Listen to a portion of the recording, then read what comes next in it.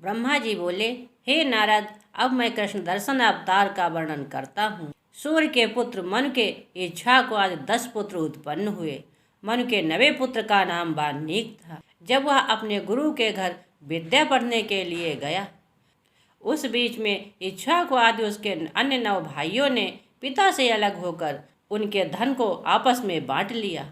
उन्होंने वाल्मीकि का कोई भी हिस्सा उस धन में नहीं रखा। जब वाल्मीकि विद्या पढ़कर घर लौटा और उसने सब भाइयों को अपना अपना भाग लिए हुए देखा तो यह पूछा कि मेरे हिस्से में क्या आया है। उस समय भाइयों ने उसे यह उत्तर दिया, हे वाल्मीकि, जिस समय हम सब लोग भाग कर रहे थे उस समय तुम्हारा ध्यान हमें नहीं रहा था, इसलिए अब तुम्हें पिता के धन में से कोई भाग नहीं मिल सकता।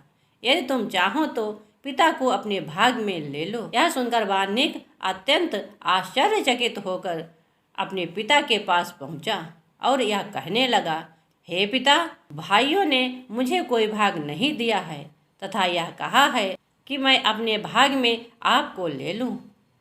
हे नारद, वाल्मीकि की बात सुनकर मनु ने आश्चर्य में भरकर कहा, हे पुत्र, तुम्हारे भाइयों के वचन उचित नहीं हैं।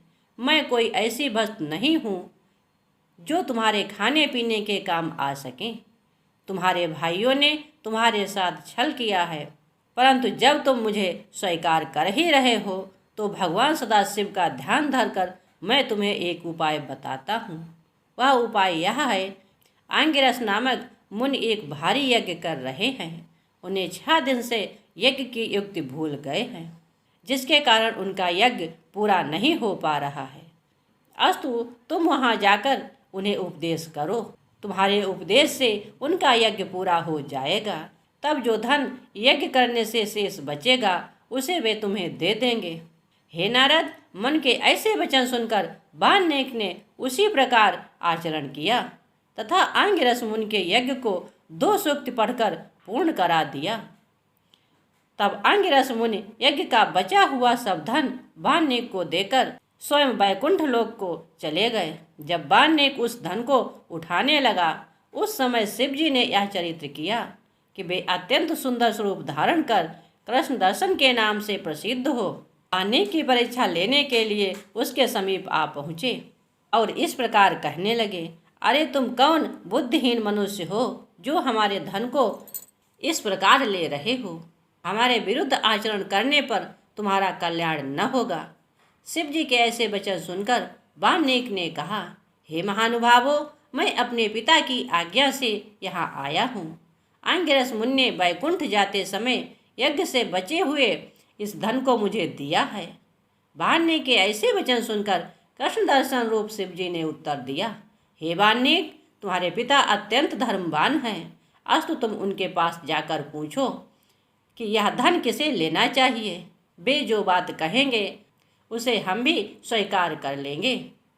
हे नारद, यह सुनकर वाल्मीकि मन के पास गए और उनसे इस प्रकार बोला, हे पिता, आंगिरस मुनि तो मुझे धन देकर वैकुंठ को चले गए, परंतु उत्तर दिशा से आया हुआ एक मनुष्य मुझे वह धन नहीं लेने देता। उसका कहना है कि यह धन मेरा है, अस्तु तुम इसे नहीं ले सकते। जब उसके पूछने पर मैंने आपका नाम बताया तो उसने यह कहा कि तुम अपने पिता के पास जाकर पूछो। इस संबंध में वे जो कहेंगे मैं उसे स्वीकार कर लूँगा। अस्तु, मैं आपसे यह पूछने आया हूँ कि अब मुझे क्या करना चाहिए। यह सुनकर मनु ने आश्चर्य में भरकर शिव जी का ध्यान किया तो उन्हें यह जान पड़ा कि कृष्ण दर्शन रूप में शिव जी हैं। तब उन्होंने वाल्मीकि से कहा, हे पुत्र, जो व्यक्ति तुम्हें धन लेने से रोक रहा है वह अन्य कोई नहीं अपितु साक्षात सदाशिव हैं। यज्ञ की जो सामग्री शेष बच जाती है उस पर भगवान सदाशिव का ही अधिकार होता है। इस समय वे तुम्हारे ऊपर कृपा करके तुम्हें दर्शन देने के लिए पधारे हैं। तुम्हें उचित है कि तुम उनके पास जाओ और अपनी सेवा द्वारा उन्हें प्रसन्न करो। मैं भी तुम्हारे साथ चलकर उन परम प्रभु के दर्शन करूँगा। हे नारद, इस प्रकार वाल्मीकि को समझाकर मनु उसे साथ लेकर शिवजी के समीप जा पहुँचे। उस समय वाल्मीकि ने हाथ जोड़कर विनय करते हुए कृष्ण दर्शन से इस प्रकार कहा, हे प्रभु, मेरे पिता ने आपको पहचान लिया है।